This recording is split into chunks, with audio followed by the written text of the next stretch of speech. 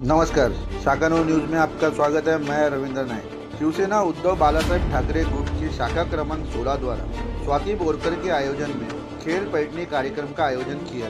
इस कार्यक्रम में बड़ी संख्या में महिलाओं ने भाग लिया। महिलाओं के लिए विभिन्न खेल और मनोरंजन के कार्यक्रम रखे गए। वहीं विजेताओं को आकर्षक उपहार और पैठनी भेंट दी गई। आगामी चुनाव के मद्देनजर महिलाओं ने आयोजकों के प्रति उत्साहपूर्वक समर्थन जताया। कार्यक्रम की खास बात यह रही कि मनसे के नयन कदम ने मनसे के झंडे लहराते हुए शिवसेना के साथ संयुक्त भागीदारी का संदेश दिया, जिसे आने वाले चुनाव के लिहाज से अहम माना जा रहा है। ताई काय सांगाल, आज आपण प्रभाग क्रमांक 16 मधून खेळ पैठणीचा प्रोग्राम घेतला, कार्यक्रम घेण्यात आलेला आहे। महिलांचा देखील आपल्याला उत्स्फूर्त प्रतिसाद मिळत आहे, काय म्हणाल त्यावर?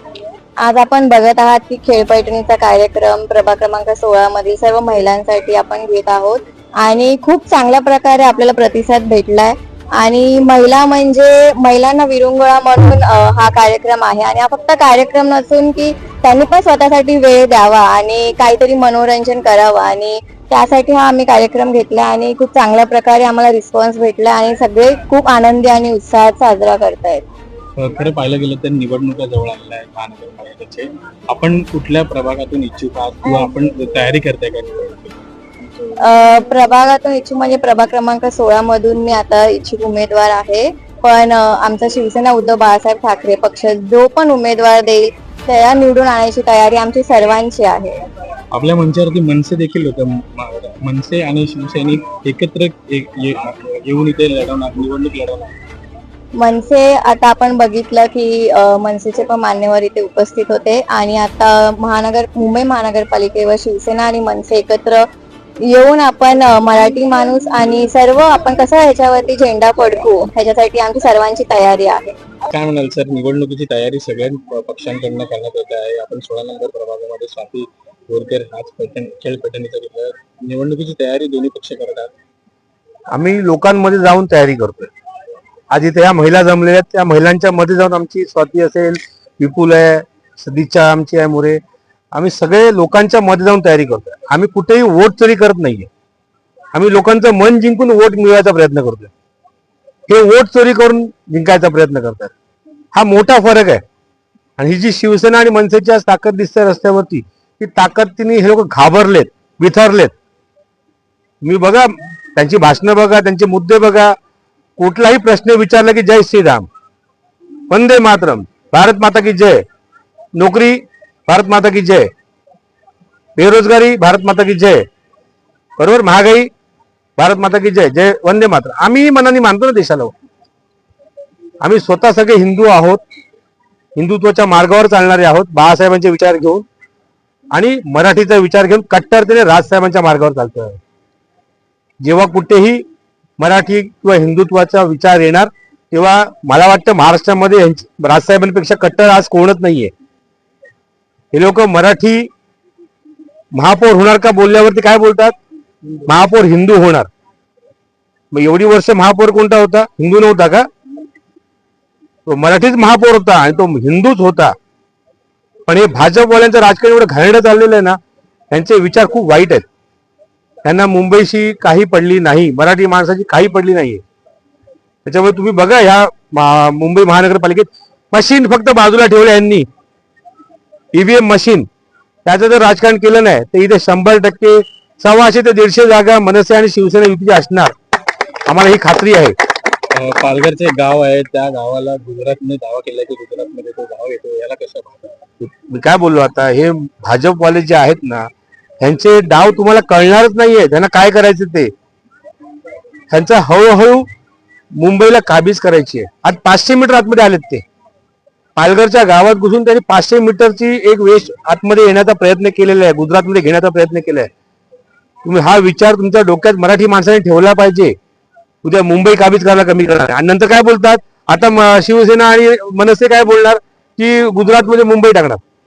करताय तुम्ही, जिवंत उदाहरण आहे की 500 मीटर जागा यांनी पालघरमधील घेऊन टाकली। तिकडे त्या गावकऱ्यांचे आरोप आहेत की गुजरातचे पोलीस येतात, गुजरातची बीएमसी वाले येतात, कोण जे असतील ते तहसीलदार किंवा कोण, आणि ते येऊन त्रास देतात आम्हाला।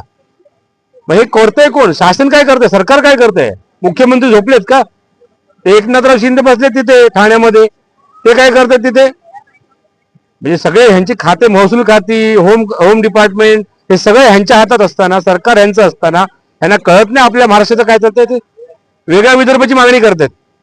हे सगळ्या गोष्टी एवढ्या वाईट लेवल यांनी केल्यात ना भाजपनी, आणि फक्त त्यांना गुजरातच्या आकांचे पाय चोळायचे, काढायचे.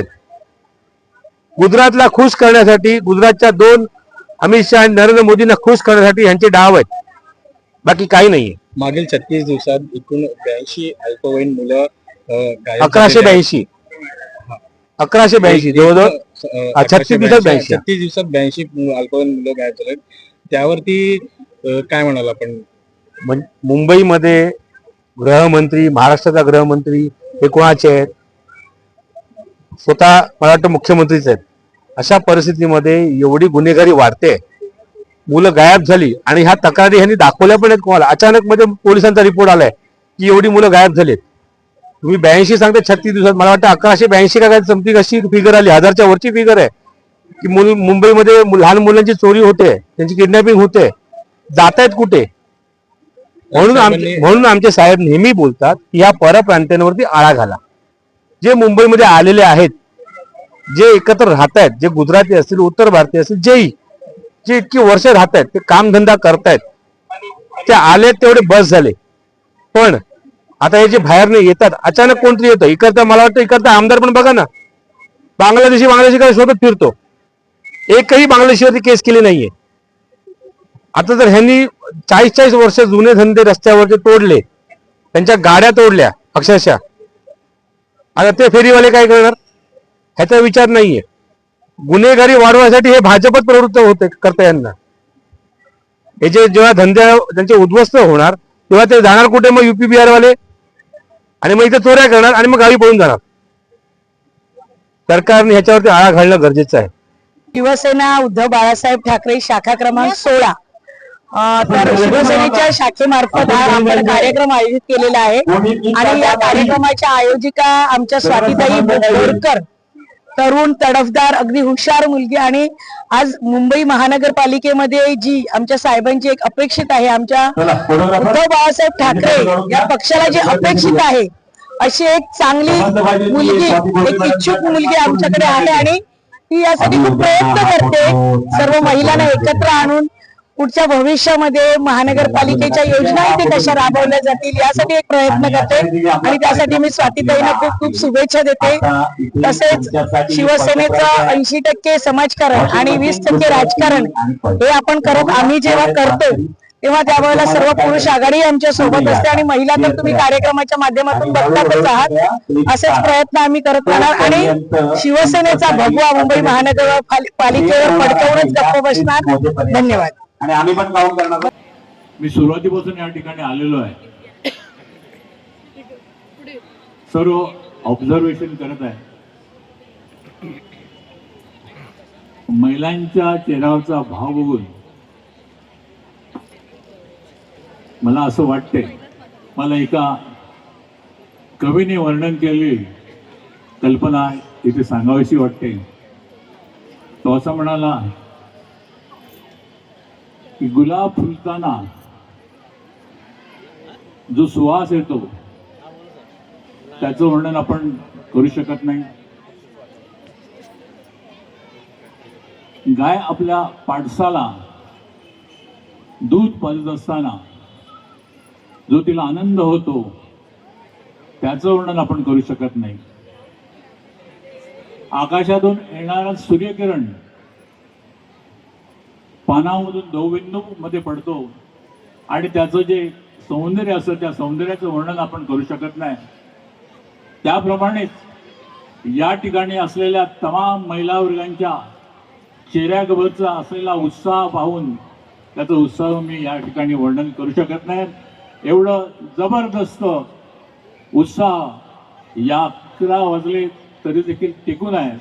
मी त्याचं निश्चितपणे अभिनंदन करतोय.